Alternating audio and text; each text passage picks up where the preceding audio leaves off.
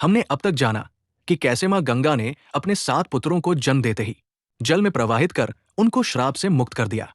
पर 8वां पुत्र, वो क्यों नहीं मुक्त हो सका?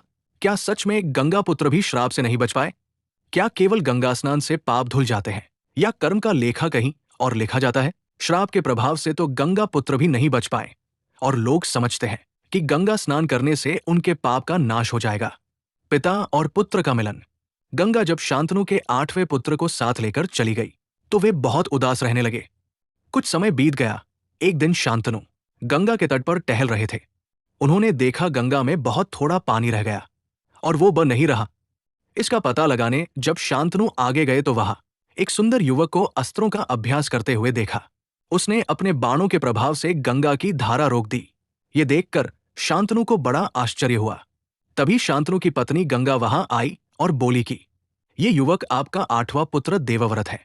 इसने वशिष्ठ जी से वेद पढ़े हैं, परशुराम जी से अस्त्र विद्या सीखी है। ये श्रेष्ठ धनुर्धर है। ये इंद्र के समान तेजस्वी है। देवव्रत को शांतनु को सौंपकर गंगा चली गई। मां दूर हो गई पर पुत्र इतिहास बन गया। सत्यवती की सुगंध और पिता का मौन। एक दिन जब राजा शांतनु यमुना तट के करीब वन में थे तो अचानक एक मोहक सुगंध ने उन्हें रोक लिया।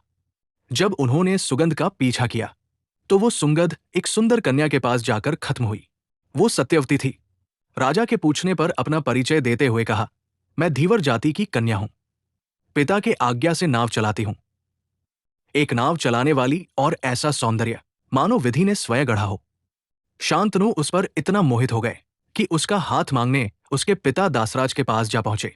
तब दासराज ने शर्त रखी कि मैं आपसे अपनी पुत्री का विवाह तभी कर सकता हूं अगर उसकी संतान कुरु वंश का उत्तराधिकारी बने। शांतनु ने कहा, यह संभव नहीं है। मैंने पहले ही अपने पुत्र देवव्रत को गद्दी सौंप दी है। वो कुरु वंश पर राज करने के लिए सबसे बेहतर शासक है। शांतनु वचन नहीं दे पाए और राजधानी लौट आए पर मन वही रह गया। वो सत्यवती को अपने दिमाग से निकाल नहीं पा रहे थे।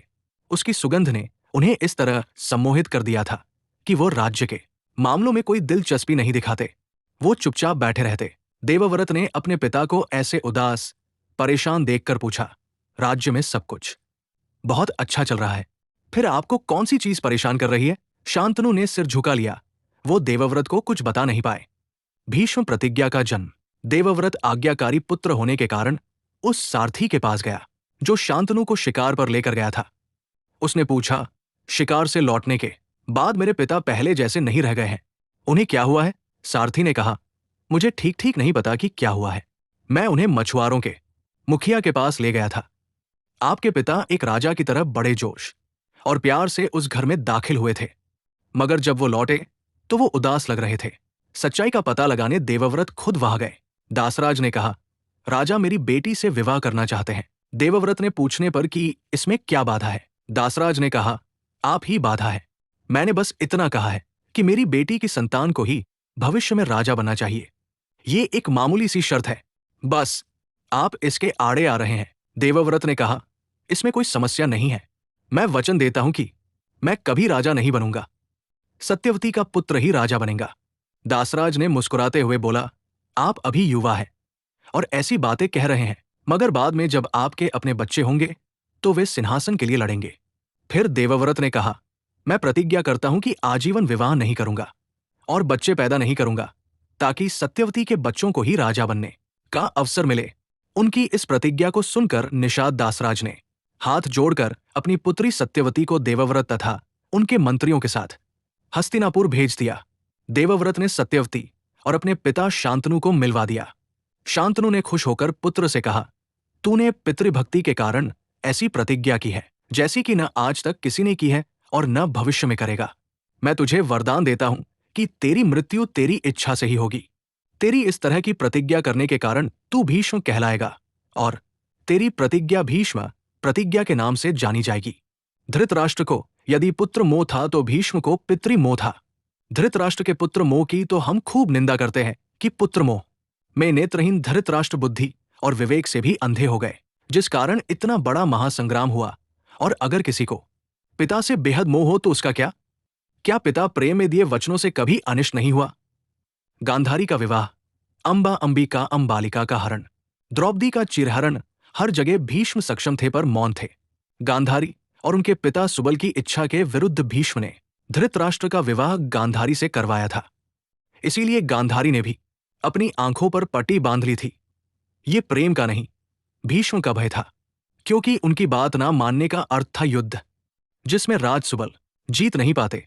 सत्यवती के पुत्र विचित्रवीर्य के विवाह के लिए काशीराज की 3 पुत्रियों अंबा, अंबिका और अंबालिका को हर लाए थे। महाभारत के युद्ध में जब कौरवों की सेना पांडवों की सेना पर भारी पड़ने लगी, तो पांडवों को हार जाने का डर सताने लगा। भीष्म पितामह पांडवों की सेना पर लगातार भारी पड़ते जा रहे थे। महाभारत के युद्ध में भीष्म अपराजय थे। श्री कृष्ण के मन में तब एक युक्ति आई और उन्होंने भीष्म पितामह को परास्त करने के लिए शिखंडी का सहारा लिया। भीष्म पितामह की कहानी शिखंडी के बिना अधूरी है। भीष्म पितामह को हराने के लिए शिखंडी अर्जुन के साथ उसके रथ पर सवार होकर भीष्म के सामने आ गया।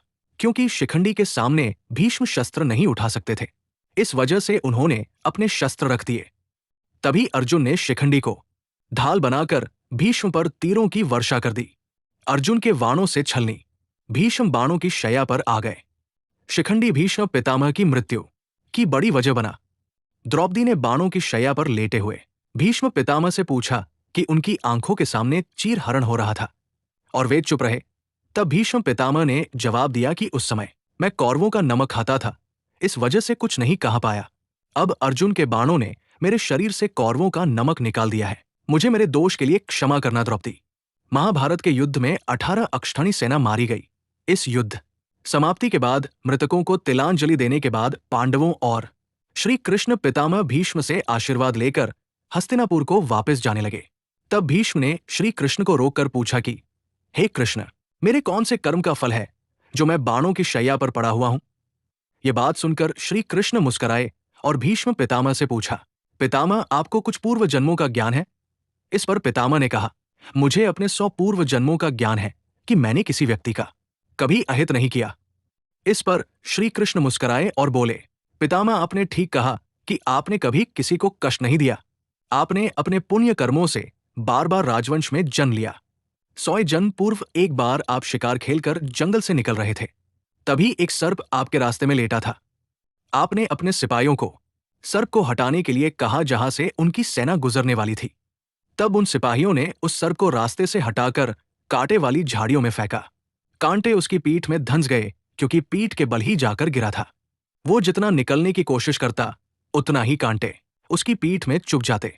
इस तरह सर्प 18 दिन जीवित रहा और ईश्वर से प्रार्थना करता रहा, हे युवराज, जिस तरह से मैं तड़प रहा हूं, ठीक इसी तरह तुम भी तड़पना। हे पितामह, आपके पुण्य कर्मों की वजह से आज तक आप पर सर्प का श्राप लागू नहीं हो पाया। लेकिन हस्तिनापुर की राज सभा में द्रौपदी का चिरहरण के समय आप चुप रहे, जबकि आप सक्षम थे उस अबला पर अत्याचार रोकने में। लेकिन आपने दुर्योधन और दुःशासन को नहीं रोका। इसी कारण पितामह, आपके सारे पुण्य कर्म कम हो गए और सर्प का श्राप आप पर लागू हो गया। पितामह, हर किसी को अपने कर्मों का फल कभी न कभी तो भोगना ही पड़ता है। यही प्रकृति का नियम है। यही अनजाने में उनसे एक मात्र भूल हुई थी, जिसके लिए उन्होंने इतने दिन बाणों की शैया पर गुजरे। भीष्म ने जो भी किया वो हस्तिनापुर के सिंहासन की रक्षा और कुरुवंश को बचाने के लिए किया। फिर भी मन में एक सवाल जरूर है, इच्छा मृत्यु का वरदान होने पर भी आखिर भीष्म ने अपना शरीर क्यों नहीं त्यागा और 58 दिनों तक असह्य पीड़ा सहकर अपने प्राण को क्यों रोके रखा? ग्रंथों में ऐसी मान्यता है कि जो मनुष्य सूर्य उत्तरायण के दिन देह त्यागता है, उसे मोक्ष की प्राप्ति होती है। भीष्म कोई साधारण व्यक्ति नहीं थे, वे वसु देवता थे। इस कारण से 58 दिनों तक पीड़ा सहने के बाद भी भीष्म पितामह ने अपने प्राण को रोक रखा और सूर्य उत्तरायण के दिन अपने शरीर का त्याग किया। इस वजह से सूर्य उत्तरायण के दिन भीष्म अष्टमी बनाई जाती है। भीष्म सिर्फ प्रतिज्ञा नहीं थे, वे चेतावनी थे कि धर्म यदि विवेक से अलग हो जाए तो वही धर्म विनाश का कारण बन जाता है। लेकिन कहानी अभी अधूरी है। कौन है शिखंडी, जिसके बिना भीष्म की मृत्यु संभव नहीं थी? आगे जानते हैं अध्याय 17 में।